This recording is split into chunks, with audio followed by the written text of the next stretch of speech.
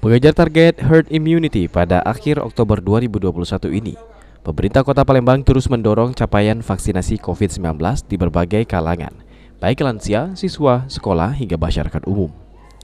Wakil Wali Kota Palembang Fitrianti Agustinda mengutarakan, selain dari segi kalangan, pelaksanaannya pun kini digelar serentak setiap harinya, dari berbagai skala, mulai dari kecamatan, kelurahan, ataupun di balai-balai kesehatan.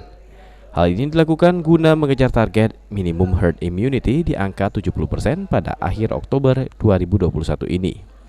Saat ini capaian vaksin di Palembang berada di angka 56% dan ditargetkan mencapai 100% pada akhir tahun 2021 ini. Saat ini animo masyarakat untuk mendapatkan vaksin terbilang sangat tinggi, sehingga yang menjadi kendala vaksinasi di Kota Palembang ialah ketersediaan vaksin. Sangat perhatian sekali terkait masalah disiplin kesehatan, protokol kesehatan, dan juga pelaksanaan vaksin yang antusias warga sudah sangat banyak sekali ya. Jadi kami berharap sekali lagi kepada mungkin Presiden, ya, Menteri Kesehatan, supaya nantinya Palembang khususnya betul-betul nanti terkait masalah distribusi vaksin jangan sampai tersendat, karena mengingat antusias warga sangat banyak dan kesadaran masyarakat juga sangat meningkat, sangat berbeda dengan yang kemarin.